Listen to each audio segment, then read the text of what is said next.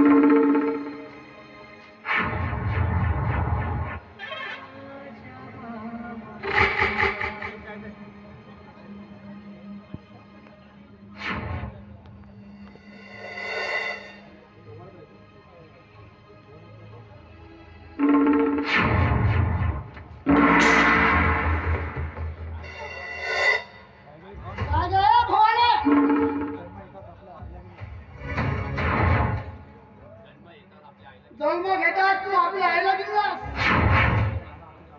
आणि आता माझा मुलाला राखी बांधून मारण्याचा प्रयत्न करतो.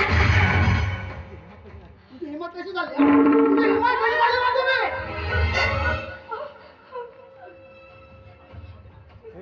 अगं हे बघ ना, हे इतके डोळे फुटून गेले का?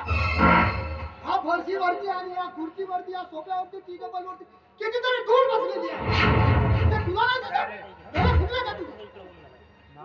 नालाय कुठली पावलात जा पहिले ते फरशीवरती आणि त्या सोफ्यावरती पूर्ण धूळ पुसून घे.